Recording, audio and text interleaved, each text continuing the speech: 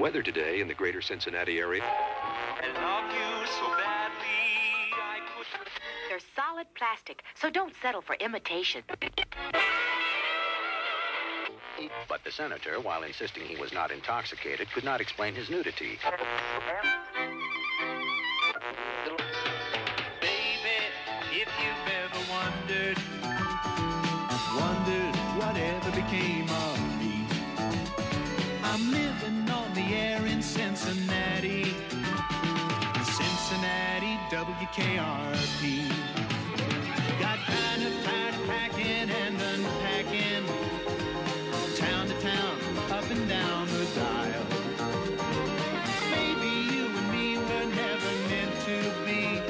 Just maybe think of me. Hey everybody, welcome in. This is Andrew here from Orlando. Good morning, good afternoon, good evening on That 70s Pod. That's That 70s Pod, where you can catch right here on YouTube every day. And we have no time to waste. We're up to 50 plus episodes, number 52. More of a quicker format we're going to try to get back to, as we're going to cover a few more topics of the 70s. As we reach episode 60, as we announced a few weeks ago, we're going to start doing some more 80s. Or we're actually probably going to only focus on the 80s. We had episode 50 with recap, 51 with Steve, and we had episode 49 where we covered the Minnesota North Stars, all about hockey. I kind of want to touch on hockey a little bit, so I am going to slap shot it up to Wisconsin, where we have Brian on this fine Tuesday evening in the midst of the NHL playoffs. Brian, good evening. How are you? Well, it's not really hockey weather up here. Finally, we've had a really long wait this spring for some nice weather, and the past couple of days have been absolutely gorgeous. I finally got my lawnmower fired up today and mowed the front yard. It was getting to the point where it was getting a little shaggy, and the neighbors across the street had to show me up by mowing their lawns over the weekend. So um, had to do a little cosmetic work and clean the spark plug, but then it finally fired, and did that earlier today before doing the podcast. So a little bit tired. It was a long day today, and as I started to say, it's been beautiful weather here in the 70s and 80s, and doesn't really feel like hockey weather right now, even though the playoffs are into the second round now. Marvelous game the other night with Winnipeg and St. Louis going in double overtime in Game 7 of the first round of the playoffs. Winnipeg pulling that out 4-3. They'll face Dallas, who also had a 7-game series against my son, one of my son's favorite hockey teams, the Colorado Avalanche. So Dallas and Winnipeg move on. That'll be a fantastic series. Um, also, let's see, Washington is playing Carolina in one of the other second round matchups. I like Washington in that one. Toronto against Florida. Toronto always seems to cave at some point in the playoffs, whether it's first round or second round. They got out of the first round, but I don't see them beating the defending champion Florida Panthers in the second round, so I'll take Florida there. Dallas, Winnipeg, I'll take Dallas. And then the Edmonton Oilers, who made the Cup last year and lost in 7 games to Florida, faced the Vegas Golden Knights, who knocked off my beloved Minnesota Wild. So I'd like to see Edmonton win, just because Vegas knocked out the Minnesota Wild. But Vegas is a very good hockey team. They know how to spend money. They know how to construct a team. And I'm going to pick them over Edmonton in 7. For the finals? For the final, for the second round. Okay, I got you. Yeah, I did like a makeshift. I did a makeshift bracket before we started. I didn't even know about Toronto because I had Toronto over Dallas for the finals of the entire tournament.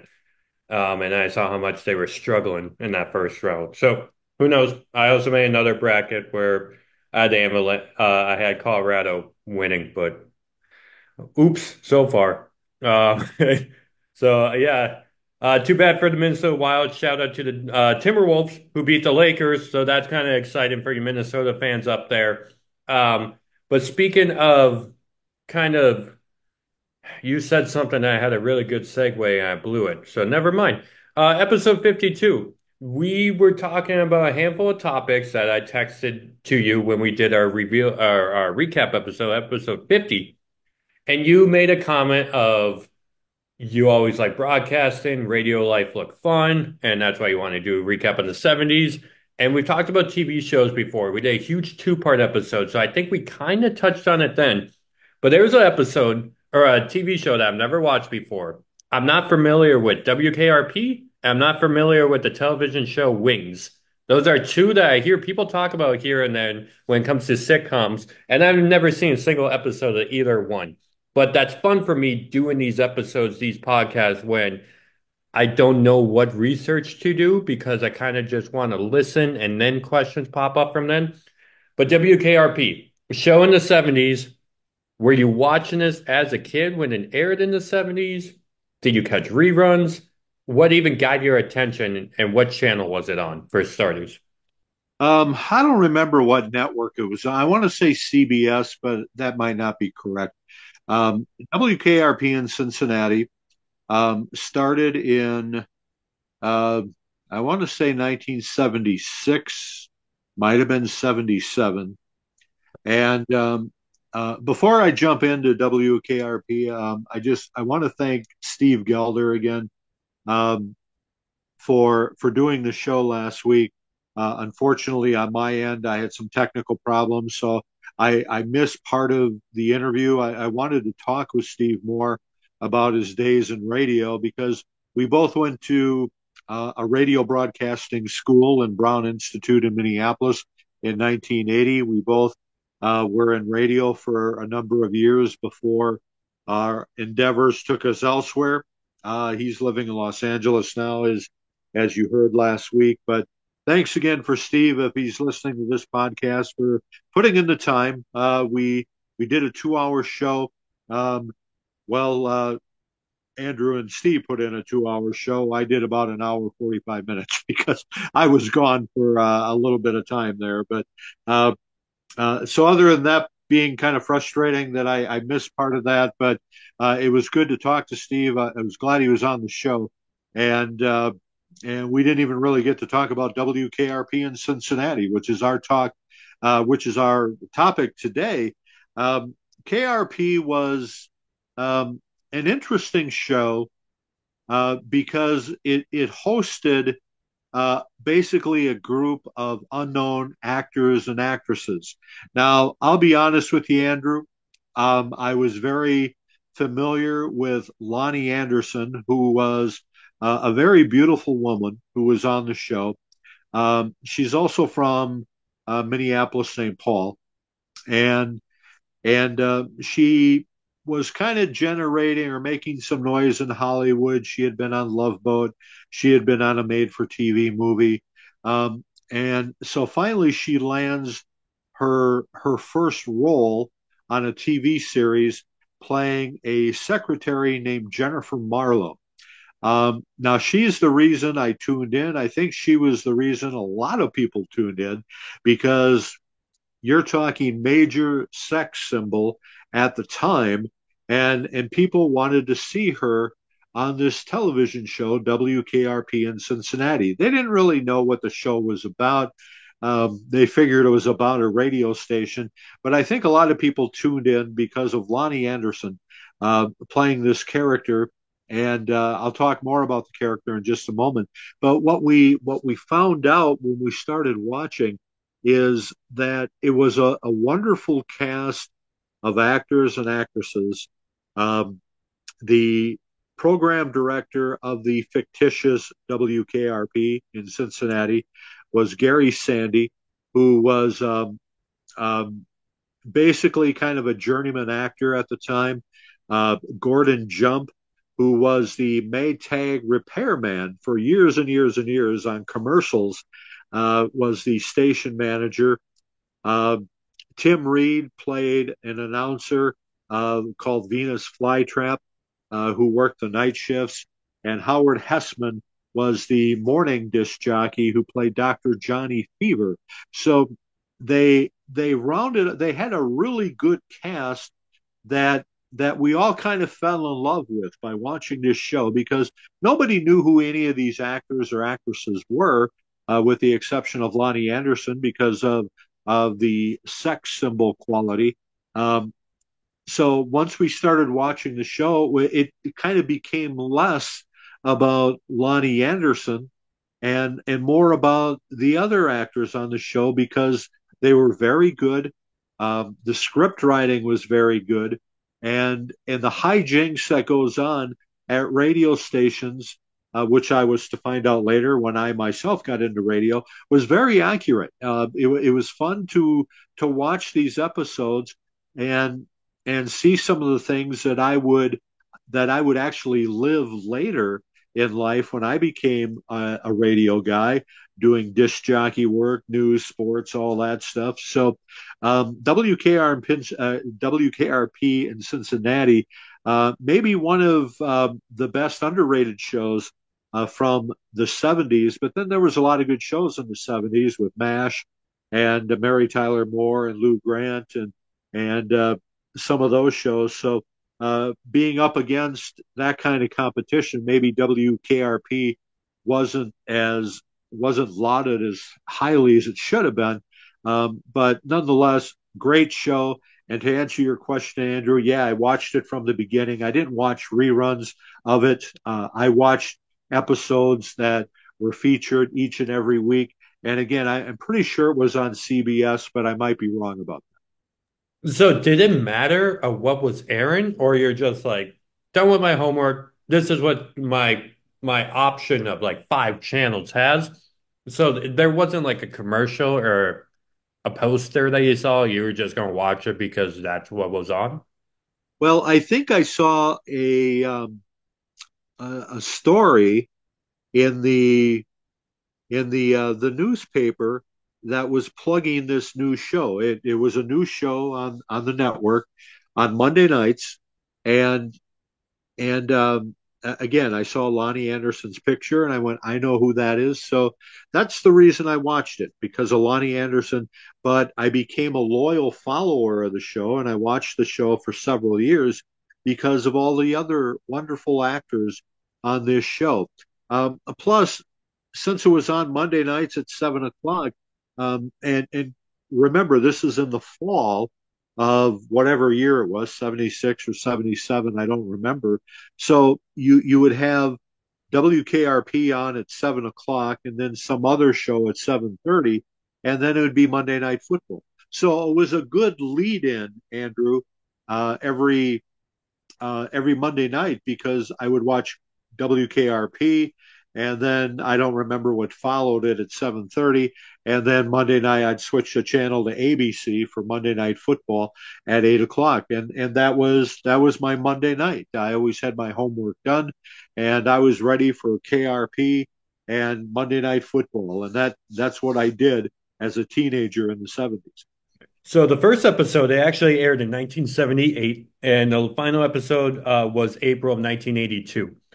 And within these 4 seasons, how much of an impact? Okay, so I've seen Taxi.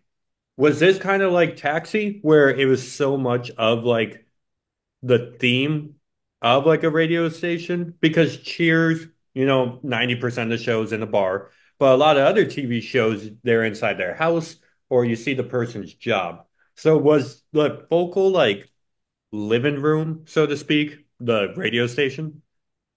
They would do that occasionally, where one of the characters on the show would be in their apartment or their house, um, but they even did some location shots.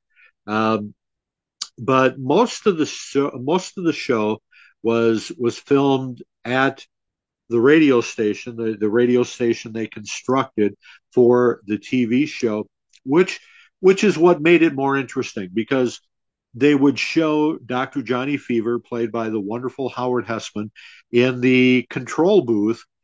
And back then, they didn't have CD players yet. They didn't have digital automation for radio. I mean, this was back in the day when they did it the way I learned it, spinning 45 records or albums, or commercials were on these 8-track carts that you would pop into a machine and hit the button, and there your commercial would be. That's the way it was done when I learned how to do it in radio. Everything is digital now, so uh, you basically just pop in and say something, and then the radio station is basically run by automation nowadays. But back then, everything was live, and and some of the hijinks that was happening on this show really happened in real life. I can remember a time where uh, Dr. Johnny Fever, I think he started the record at the wrong speed. Well, I can tell you that's happened to me a number of times where I maybe go from a 45 revolution per minute record that actually spins faster, and then I put an album on the turntable and forget to turn down the speed to 33 revolutions per minute, and so it'd still be at 45 revolutions, and I'd start the song, and all of a sudden you'd hear somebody singing chipmunk music. It'd be way too fast. So uh, and as a kid you'd like to do that because it was funny, but you don't want to do that on a radio station. But you could just imagine everybody that was listening just laughing because they know what you did, and it's just something that everybody did growing up. If you had a phonograph, you'd play a record at the wrong speed just to see how it would sound if it was too fast or too slow. So things like that actually did happen to me in once I got into radio, and they featured stuff like that on WKRP. We you can do that with the cassette tape as well, and we definitely ruined your Kiss Unplugged tape growing up because we would fast forward to hear Gene Simmons sing really quick, and just thought that was hilarious.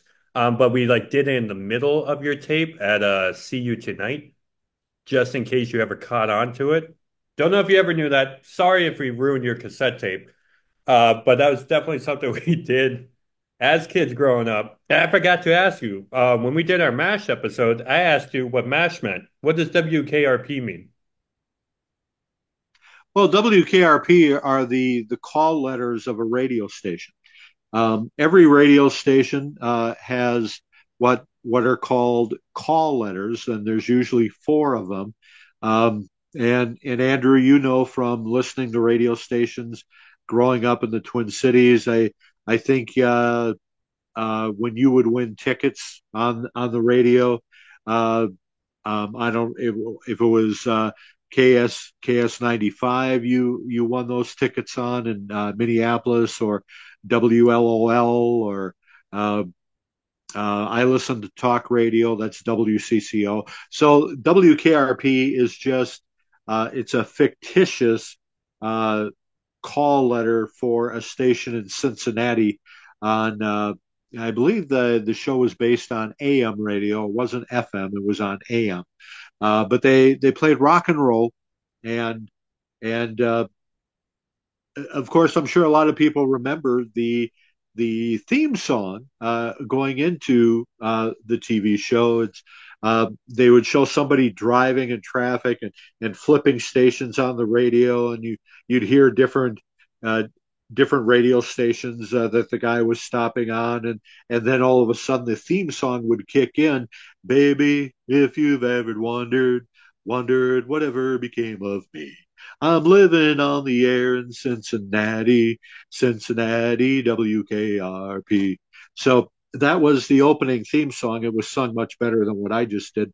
But yeah, WKRP were the call letters for the radio station in Cincinnati. So, did they have a really big Cincinnati feel to it? Like, would they talk about the Bengals or the Reds or food or anything? Or was They, that they did.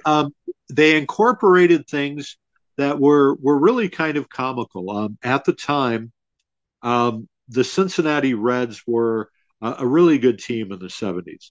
And a guy named Sparky Anderson was the manager of the Cincinnati Reds.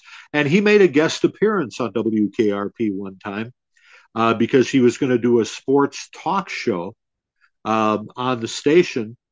And so he was a guest star on the show, and did surprisingly well for a baseball manager with no acting training at all.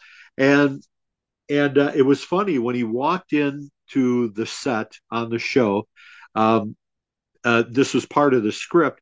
He saw Lonnie Anderson sitting at the desk, and she smiled at him and said that she goes to every Cincinnati Red home game. And Sparky Anderson looked at her and said, "Behind home plate, section 117, row 8, seat number 4." So he knew who she was because he saw her at every game. It was a great line, and so funny things like that would be incorporated into the show. Something that was a little bit more on the tragic side was featured on the show one year. Um, Back in, I want to say 1979, Andrew, The Who, the rock group The Who, with Roger Daltrey, Pete Townsend, John Entwistle, and I'm not sure if Keith Moon was still alive at that point, but they actually played a sold out concert in Cincinnati, and they had something called festival seating, which basically means that you could sit wherever you wanted to during this concert, and that this really happened in 78 or 79. I don't remember what year, but 13 people got killed at this concert by the Who. The Who didn't even know about it until after the show. But when the concert started, everybody pushed forward and was rushing towards the stage because they could, because nobody had assigned seats, and so 13 people got crushed or trampled on and died at the concert. And it was just a tragic, tragic story. Well, WKRP actually did an episode about it, talking about how everyone at the radio station was excited about going to the concert of the Who, and then the next day, um, they talked about how this tragedy happened. So they didn't reenact it, but they just talked about it, and they were worried that the disc jockeys and the program director were worried that the station manager would shift the format from rock and roll back to opera or whatever it used to be, and and but the station manager, even though while he admitted it was a tragedy, said, "No, we're going to be we're a rock and roll station. We're going to stay a rock and roll station." And then at the end of the show, they put a disclaimer on the screen, just with a black background and white writing, talking about how the tragedy in Cincinnati really happened, and that festival seating is now outlawed and would never happen again. And everybody that buys a ticket to go to a rock concert has assigned seating. And I don't know if it was a problem around any other parts of the country. I don't remember hearing of anything, but definitely it was a horrible thing that happened for real in Cincinnati in the late 70s with the Who, and people getting killed. And WKRP actually did an episode about that. It was a sad episode, but I was really proud of the writers that they took a real story and did an episode about it as sort of a salute to the people who died, and telling the story, and how what happened in Cincinnati on that particular night would never happen again because festival seating would be outlawed. Was that like controversial, or did like CBS get mad at that they aired an episode like that so close to the event? Not that I ever heard, um, but it was, they might have even did it the following season. I don't know if they did it the same year, because a lot of their episodes were already pre-recorded or in the can, as they say. So when this concert actually happened, and boy, I want to say it was in December of 78 or 79. So most of the episodes for KRP had probably already been filmed for that season. So I think they did it the following year as sort of a tribute to the people who had passed away. So there's 4 seasons looking at this. Was there like a season or an episode that stands out to you that was your favorite?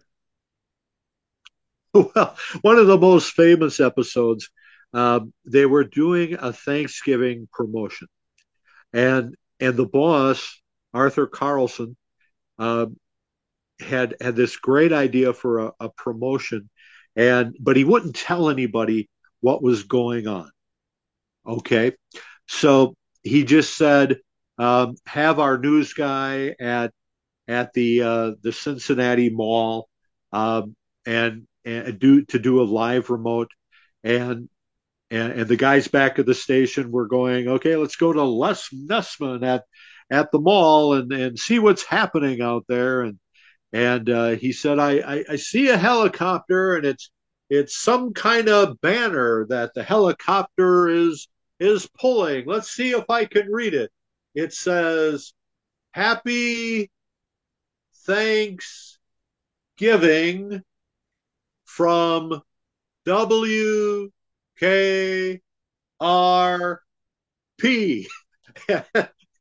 And the disc jockeys back at the studio are just kind of going, "Come on, you know what it's going to say. Let's just say it."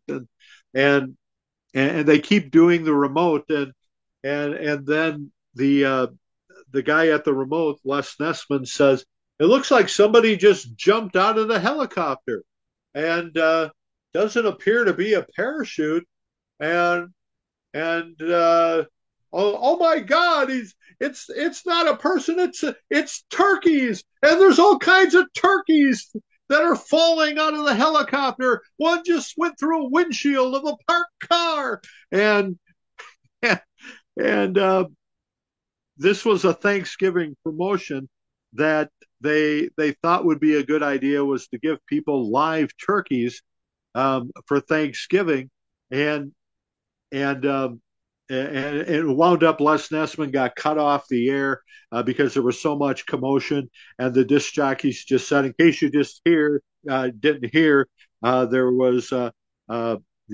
mall was just bombed with live turkeys, and when the station manager got back to the station, he just looked at everybody and said, "As God is my witness, I swore turkeys could fly."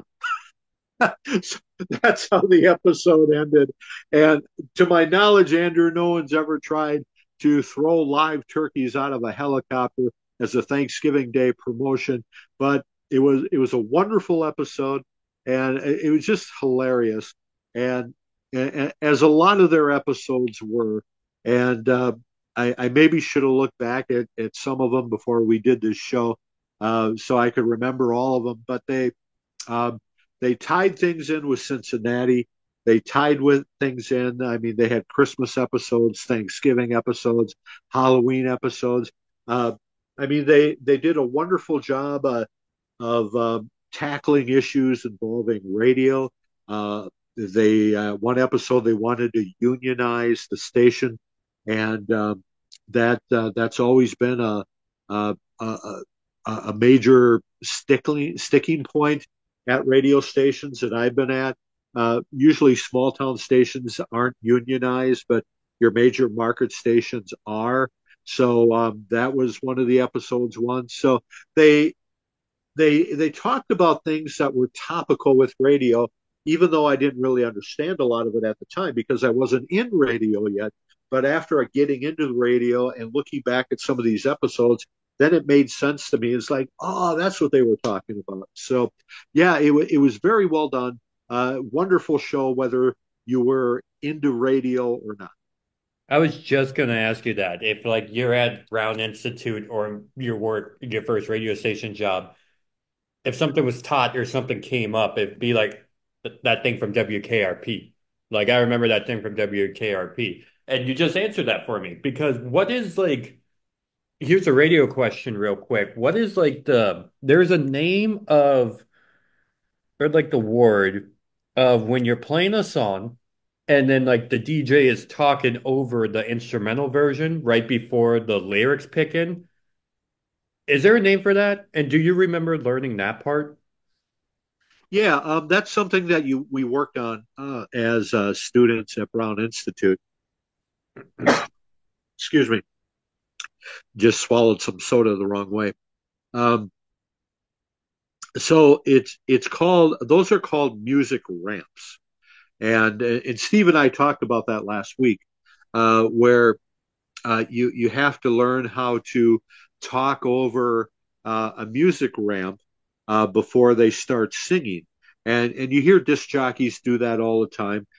Some of them are very good at it, but you always know when we have records, it's written right on the label um, that you have 8 seconds or 10 seconds or 12 seconds before they start singing. So you always knew you'd put the 45 record on the turntable and there'd be a label on there saying intro 12 seconds. So you would know that when that song started, you had 12 seconds to say something before the singing started. So yeah, those are called music ramps, and that is something we learned at Brown Institute, how to talk over music ramps and try to be done with what we're saying before the singing started, because that's part of the professionalism of being a radio disc jockey. Was there a certain song that you remember when you're like nailed it, and then whenever that song was coming up, you're like, I know exactly how to wrap this ramp up? Well, sometimes it was actually easier with a short ramp, with like 10, 12 seconds. It was easier to talk over that because you knew that you didn't have a lot of time. So it's it's like 4:30 on a Friday afternoon, and coming up in 5 o'clock you got news and weather, sports, and keep listening, and then boom, the singing would start. So it was harder though if the ramp was like 30 seconds or 35 or 40 seconds. And a lot of records back in the 70s and the 80s did have longer ramps, because it was more about the music sometimes. Like you think about Eye of the Tiger by Survivor, and that's dun, dun, dun, dun, dun, dun, dun, dun, dun, dun. That goes on for a long time before the singing starts. So you really have to be good at if you're going to talk for 30 seconds over a ramp before they start singing, Eye of the Tiger, um, then you better know what you're going to say, and make sure you maybe run it through your head a little bit and make sure you have 30 seconds of content. Um, and maybe even with a song like Eye of the Tiger, maybe your listener doesn't even want you to be talking because they like the intro so much, dun dun dun dun. They don't want you to talk over it because they want to hear the intro. So it kind of depends. You want to be able to sound professional, but you don't want to upset the listener either by talking over the entire ramp. If it's a really good if it's a good riff going into the song, you got to be careful that you don't upset anybody who they just want to hear the riff. They don't want to hear you talking over the riff. So I hope that kind of answers your question. Yeah, definitely. Was the song like Hotel California difficult to deal with as well, like ramp wise? Yeah, that had a really long ramp, and I don't know if I ever worked with Hotel California because when that song was on the charts, uh, it was before I was in radio. Um, I My first radio job was 1983, and I think Hotel California was released in 80 or 81. So I don't remember ever playing Hotel California, or if I did, I just maybe threw it on and let it go. I don't remember talking over that song. When you were a kid, did you try to record stuff off of a tape recorder on the radio and just wanted the DJ to shut up? Yeah, because my brother Bruce, he got a tape recorder before I did. He had a portable tape recorder that had a microphone, um, a separate microphone, and he thought it was the coolest thing that because my brother was uh, real big on going out and buying if there was a song he liked, he'd go out and buy the 45 and come home and just play the heck out of it on the phonograph. But when he got this tape recorder, I remember him telling me, he said, "Wow, I can record things off the radio now, and then I don't have to go buy the record. I can just listen to it on the cassette recorder." And I thought that was really a cool idea.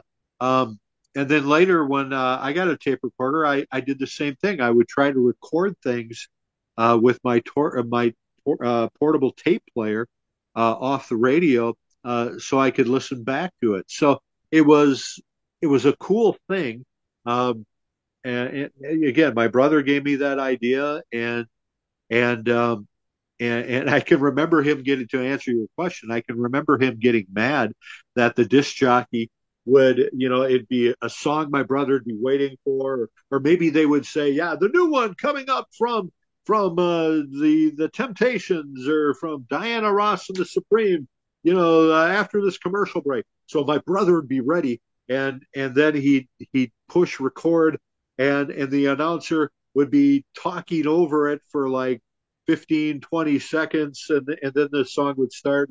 And that just made my brother mad because, he said, I might as well just go buy the record because this guy talked over everything. And, really he only talked for 10 or 12 seconds. But sometimes the opening of a song is the best part of the song, like Eye of the Tiger. So you don't want to hear a disc jockey talking over the song all the time, but that's what disc jockeys do. Gotcha. Was that ever a thing rampant, a part of an episode of WKRP that you recall? Um, I, I don't remember that being an issue on any episode. I remember them having fun with certain commercials. Um, I remember one time that they had an episode where this funeral home director wanted the folks at WKRP to make kind of a jazzy jingle for um, for his funeral home, and so they they recorded a jingle and uh, basically kind of an upbeat tempo for a funeral home. Like don't get caught uh, with not being ready for death and stuff like that. And they made it into a fun jingle, and the funeral home director really liked it, but the station manager, he just said, it's not in good taste, and I'm not going to let this commercial air. And so the funeral home director said, "Fine, I'll take my money and my advertising elsewhere, and I'll be going now with my jingle." And the station manager said, "Oh no, we made that jingle. It belongs to us. You didn't pay us for that jingle, so you can go find somebody else to make you a cute jingle because we're not going to do it." I don't remember ever doing anything in bad taste in terms of making a commercial. I do remember my station manager in Staples, Minnesota. Um, he made a commercial once for a car dealership where somebody was trying to start a car, and you hear this car grinding, and in the background you hear taps, the dun, dun, dun, dun, dun, dun, the military where someone's blowing the bugle, dun, dun, dun, dun, dun, dun, and this car and the guy at the car dealership just loved it. He thought it was so cool, that stop in and get a new car, in case your car is, on its last leg and, ready for death or whatever.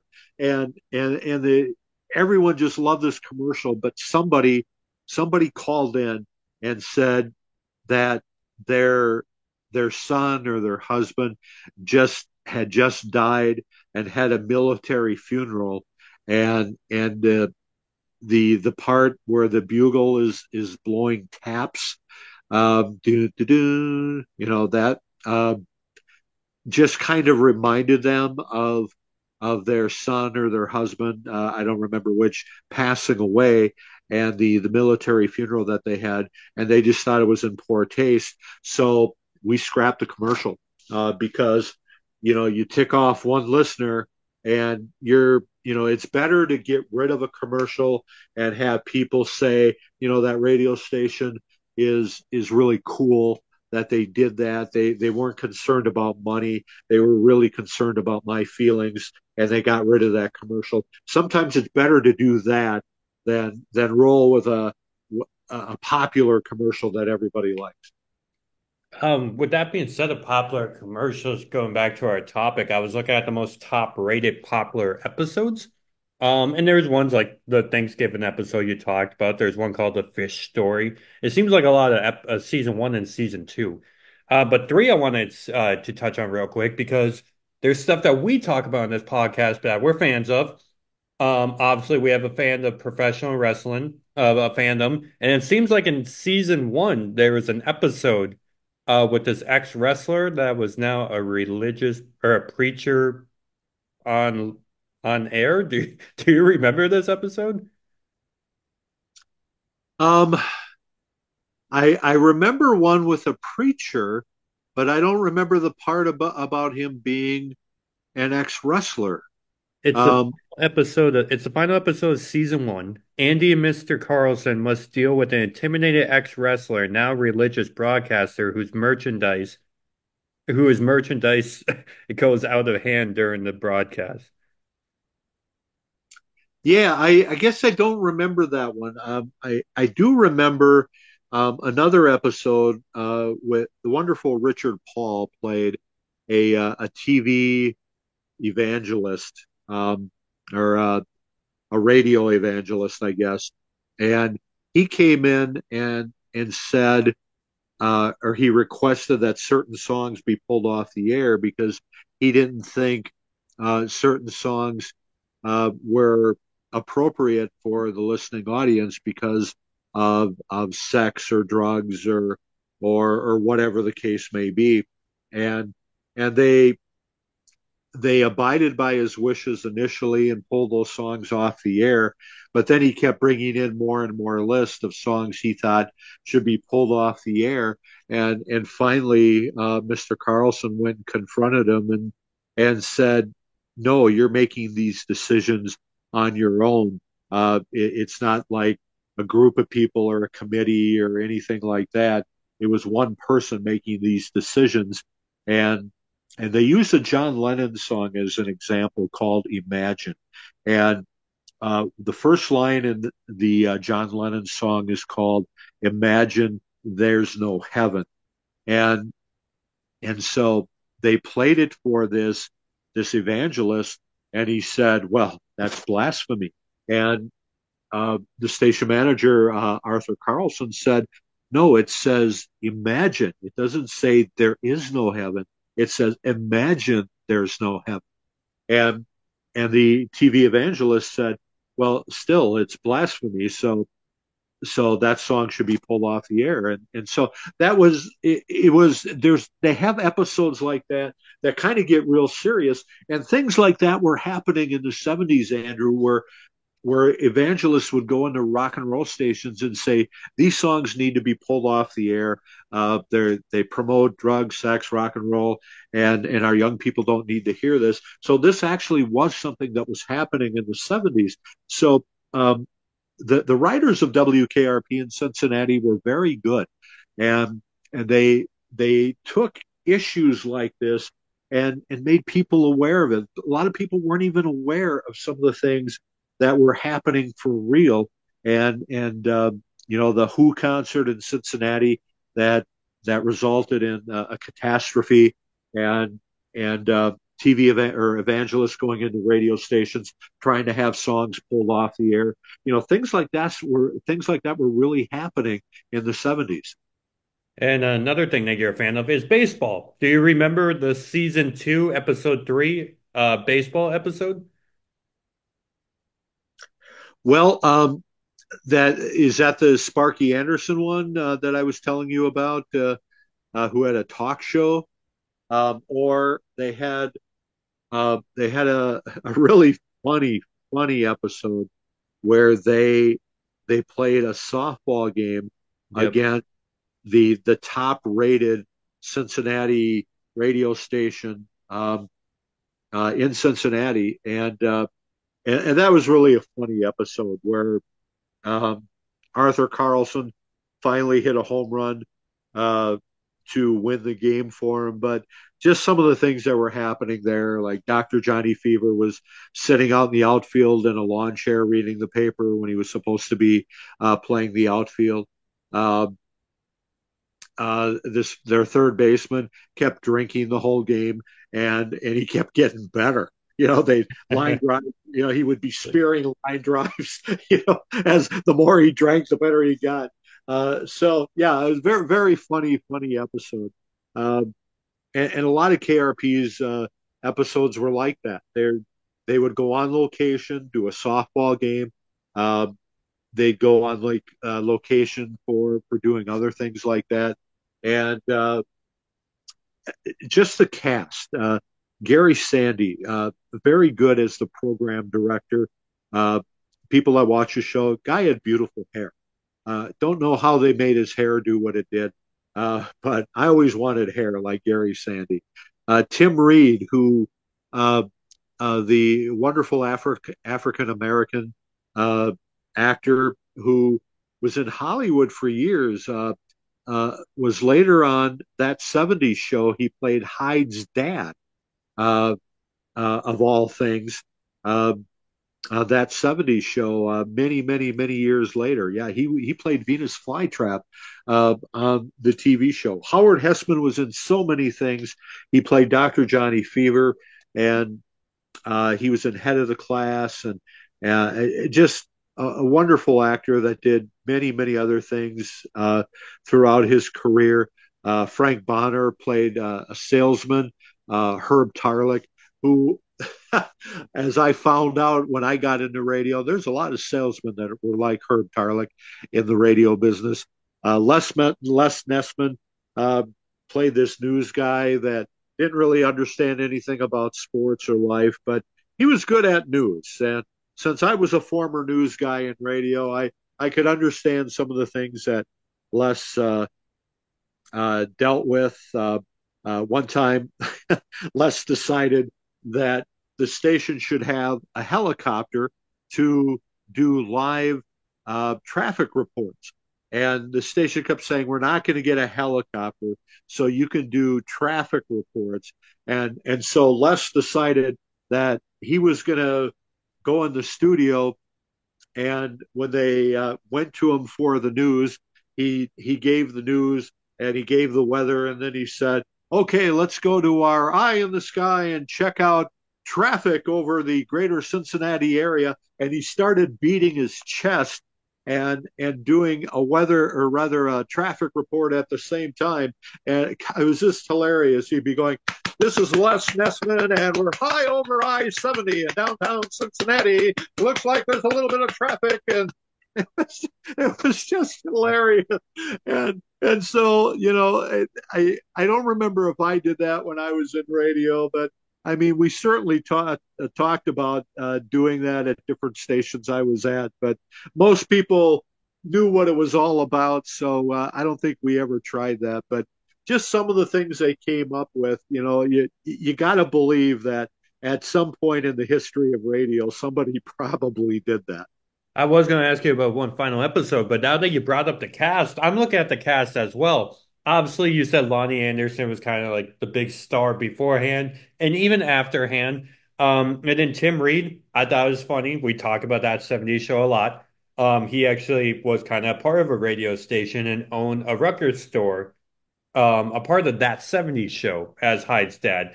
And then Howard Hessman. I knew this guy looked familiar, and oddly enough as well, is probably on purpose. He was in that 70s show as Donna's boss when she worked at that radio station. He was a That's right. Yes. Yes. and I was just like, oh, but I mean, obviously did that on purpose. Maybe the universes don't mix that well because there was that one episode when Red's friend Earl, who was always late, got his job back at Fatso Burger, and he was like, "Well, do I have to work now? I'm going to miss WKRP." So, um, and that's actually the first time I've ever heard of that show. So the fact that there's some characters within that 70s show world at Point Place, Wisconsin, I find it very entertaining. There's one actor I want to ask you about, Ian Wolf. Was this just a one-off of this guy named Hirsch on the episode or on the television show? What's his name again? His real name is Ian Wolf, but in the TV show, it looks like Hirsch, Hirsch.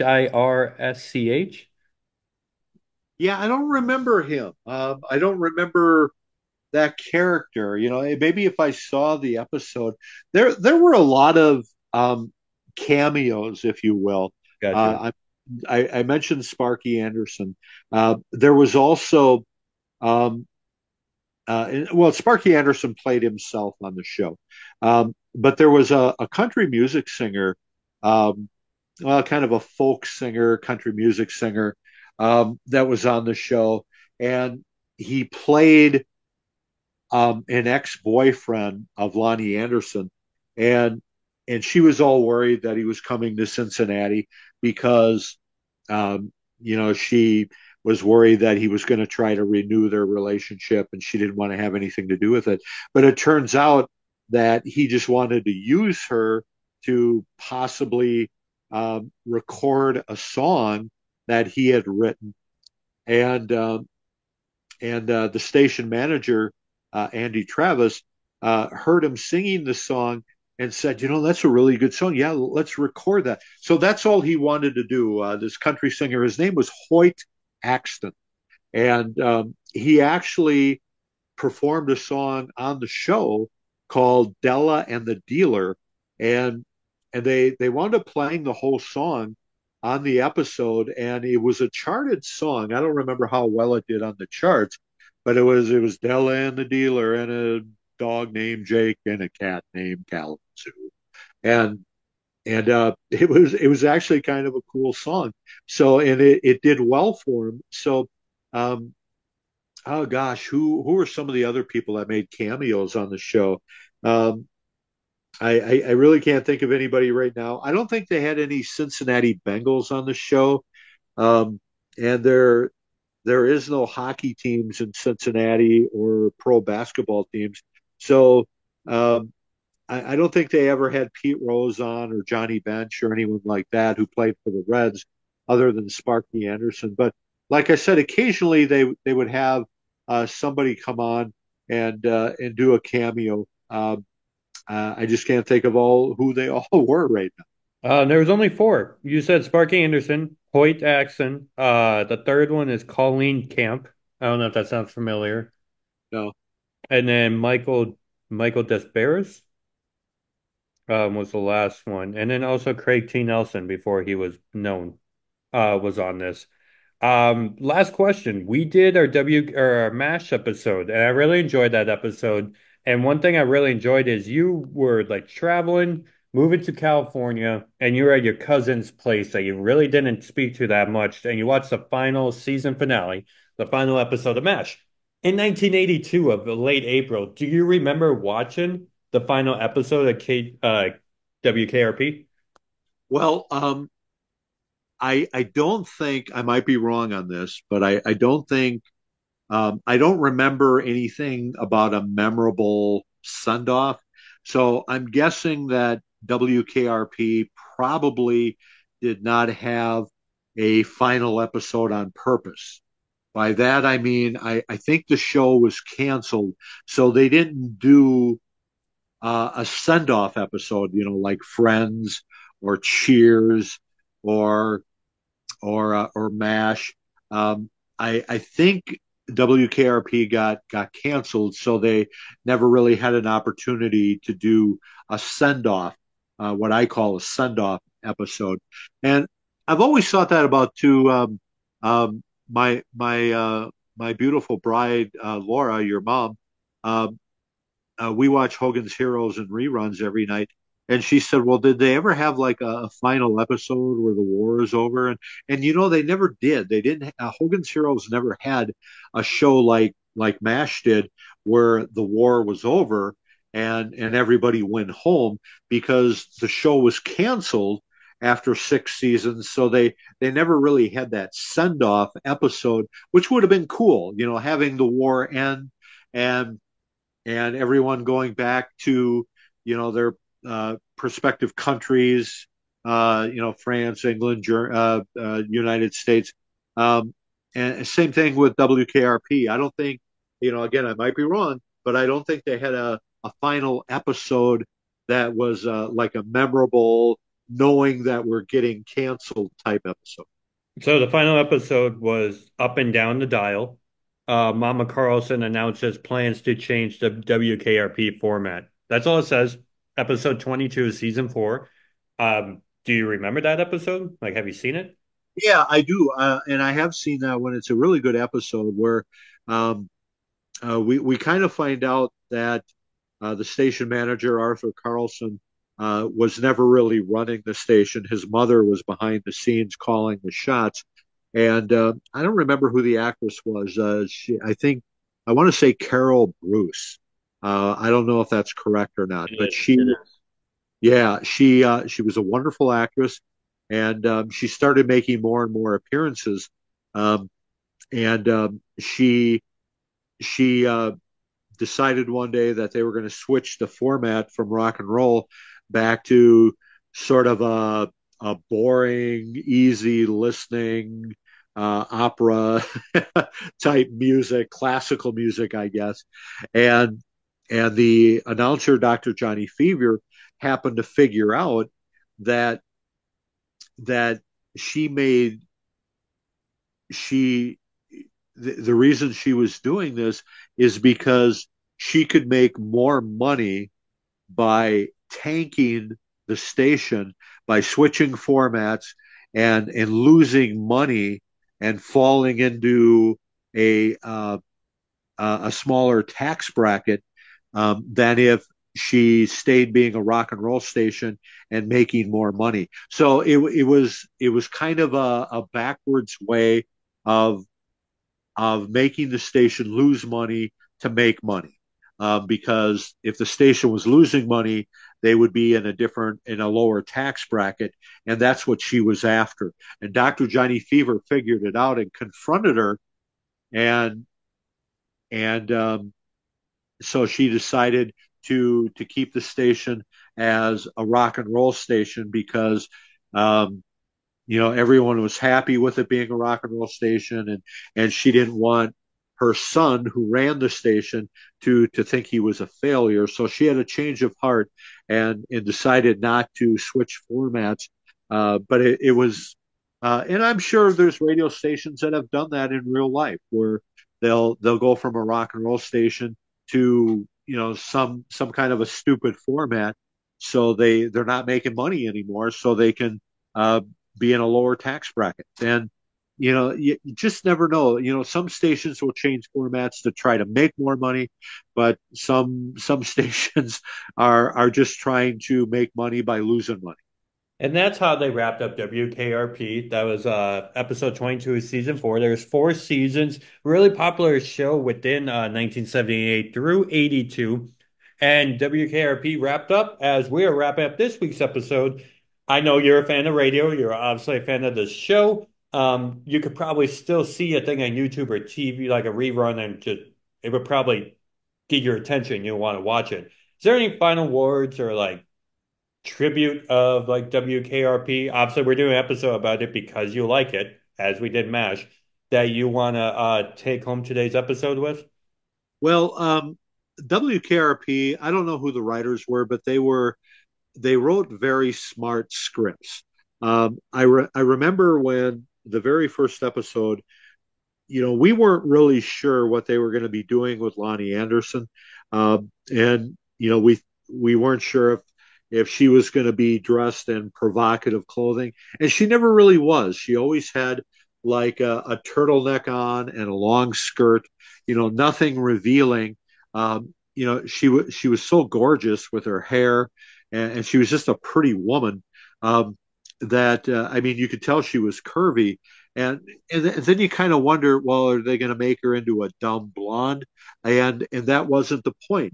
She didn't want to be that character, and so they wrote a really smart character for her. And I remember one of the very first episodes, this old guy came up to her, a listener, not someone who worked at the station, but a listener who said, I'm not I'm not as old as I look. And her response was, are you any richer than you look? So they had really good lines for her to not make her a dumb blonde, that, everything revolved around her as the station secretary. They made her into a sassy, a smart blonde, which is what the show kind of needed. So they did that right. They also had another actress on the show named Jan Smithers, and her role on the show kind of increased over time. And she was also very good. Les Nessman, played by Richard Sanders, that guy was so good, for playing this naive news guy. And I remember one time, one episode where he saw Lonnie Anderson with a boyfriend, and the boyfriend's name was Steel, like a piece of iron. His name was Steel, and and he introduced himself and said, "Hi, Les Nessman, WKRP." And this guy said, "Well, I'm Jennifer's boyfriend. My name is Steel." And he said, "Well, that's an unusual name, Steel." And he said, "Yeah, well, this guy was big and buff, but he said, I think somebody's name should reflect the type of person you are." And he said, "What was your name again?" and Les just kind of looks at the ground and walks away, and it's they just had great lines for every character on the show, and very well written, very good show. And I appreciated WKRP in the 70s when I was watching it as a teenager. I appreciated it more once I got into radio and found out that a lot of the things that happened on those episodes really did happen in real life working in radio. Did you ever watch the reboot in 1991, the new WKRP? I did not. I don't remember if that was on a major network or not, but no, I never did watch that. I suppose I could find that on YouTube if I was interested, but nothing's going to ever beat the original. And I'm sorry, I know I said that was the last questions, but I keep on seeing pictures where a lot of people are wearing a T-shirt called Black that says Black Death. Was that like a rock group a part of the show or something? Yeah, I don't remember that. That might have been one of the latter episodes. I saw every episode the first couple of years. Then when I was going to college and working nights at Target in the early 80s, I was missing more of the episodes. So I didn't see a lot of the final 2 years. Top 5 of your favorite TV shows or not quite? Well, no, I wouldn't go that far. Certainly not as good as MASH or Cheers or some of the other shows we've talked about, that 70s shows. Scrubs, of course, one of my all-time favorite shows. We could do an episode on the Flintstones sometime, but I don't think we'll do that. But so no, maybe top 10, but certainly not top 5. But like I said, I think I appreciated WKRP in Cincinnati more once I was actually in radio. Definitely. And we appreciate you guys listening to That 70s Pod every week on here on YouTube. Subscribe, like, comment, share, fave. We have 51 episodes in the tank. Go back in the archives and listen to all those.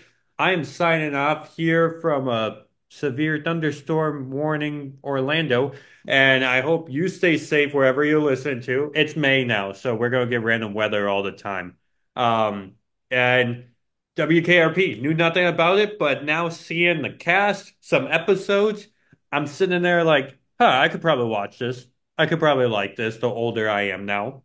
Because like Cheers and Taxi, I saw the appreciation for that as I got older. And I feel like there'd be appreciation for WKRP. I am gonna be done talking. Brian, thank you so much for your time. And if you want to say anything less about the show, go for it. If not, take us home into this upcoming week of Mother's Day weekend. Stay safe, everyone. Well, thanks, Andrew. And like Andrew said, be safe. Going to be a lot of people on the road this weekend going to visit mom, wherever she may be. And God bless all the mothers out there. My mother passed a little over a year ago. And my mother-in-law has been gone for a number of years as well. So, but I see the effects. I work at a store that has flower arrangements, and tons and tons and tons and tons of flowers came in today, and they were working, getting arrangements ready for Sunday. So it's a big deal. Be safe, and as always, take care. We'll see you next week, and we'll have another episode on That 70s Show, or That 70s Pod, excuse me. Thank you, everyone. Thank you for listening to another episode again, right here on YouTube at That 70s Pod. Subscribe and listen to all the past episodes, as I said earlier. But I am wrapping this up with one more pitch for KingLineNutrition.com. Go to KingLineNutrition.com for the best snacking, cookie doughs, protein, pancake powders, whatever the case is. Take that edible cookie dough, mash it on a pan, make a nice little round circle with it. Throw it in the oven for 10 to 12 minutes on 350 and get some delicious cookies.